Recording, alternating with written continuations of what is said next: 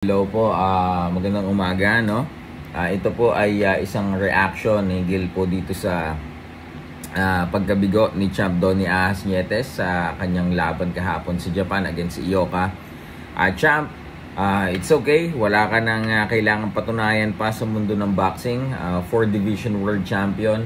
A win yesterday doesn't make you as a fighter, as a legend. Mananatili ka ng nakaukit sa kasaysayan ng Philippine boxing. So champ, if this is your last fight, enjoy your retirement and God bless. Sana maging maging maayos at maging masagana ang iyong mga susunod na gagawin. Good luck to your next endeavor. Tuloy lang ang buhay, ano.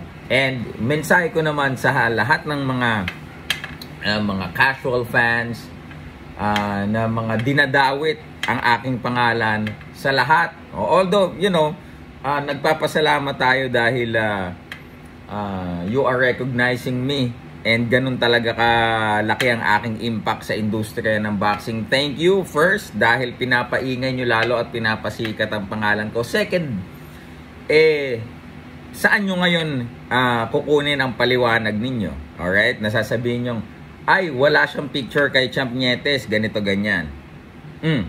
Ano ngayon? Diba?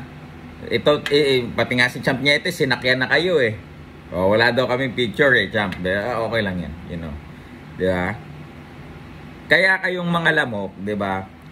Huwag kayong maniwala or huwag kayong puro superstitions ang inyong paandarin, diba? Analytical thinking ang iyong pagganahin. I will end it with this one. Ang totoong malas, hindi yung mga nakalaban, manalo matalo man, mayroong perang iuuwi sa kanilang pamilyang nag-aantay sa kanila dito sa Pilipinas. Ang tunay na malas, yung wala ka ng laban. Ang tunay na malas, yung inaway mo ang mga humahawak sa'yo at ngayon hindi mo alam kung saan ka pupunta. Ang tunay na malas, isang taon ng bakante, walang laban, walang pera, at walang kasiguraduhan sa kanyang kinabukasan. Ang tunay na malas, baka masyadong specific, ang tunay na malas, walang US visa, revoke. Bakit? Nag-AWOL sa sa kanyang mga handlers Okay? Yun, kung ang inyo pong description ng malas ay yung mga boksingerong may milyon na iuwi sa kanilang pamilya, ano pa yung tawag nyo dun sa isang wala ngang laban, natanggalan ng kanyang titulo, walang kahit na umaasa na lamang sa mga bigay, nagkabaon-baon sa utang, di ba? Kayo pong mga fans, muli ako po'y nananawagan sa inyo. Huwag nyo pong konsentihin ang mali. Bagkos itama nyo po para habang maaga pa at may tsansa pa, gawin po niya ang tama. Narinig nyo na nga Nakita nyo na. Hindi lang kami nagsasabi, pati yung mga legit sa boxing industry, even Champ Jerry Peñalosa. Ano ang sinasabi niya sa MP Promotions President Sean Gibbons? Sean, you have strong connections. You are the only one that can help. Yan, may binanggit siyang pangalan.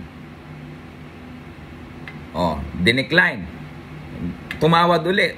Twice, Sean, please. Dinecline uli. 3 times, Sean, please. 1 more time, please try. And then, sabi niya, we will see. Diba? So, if yung mga legit sa boxing, alam nila kung ano yung totoo.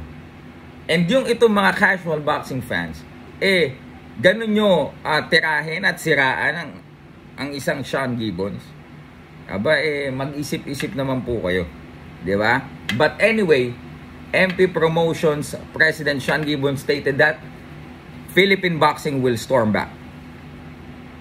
And you have to trust on that. Habang kayo mga casual fans, mga lamok, ay titirahin yung MP Promotions, Sean Gibbons, ako, kami po dito, we are still working, we keep on grinding to give Filipino fighters yung mga opportunities. Yan, through Sir Sean, akong tumutulong sa paglalakad ng mga papel. And we will deliver results. We will deliver outputs. Hindi na po kami magpapangako, hindi na po kami magsasabi, ganito, ganyan ang gagawin. Hindi, makikita nyo na lamang po yung resulta. And, for sure, ang mga Pilipino po nating boksingero, makikita nyo muling babangon at malalagay uli sa pedestal ng boxing. Magandang umaga po sa inyong lahat. Silver Voice TV po, naglilingkod sa Philippine Boxing. Maraming salamat.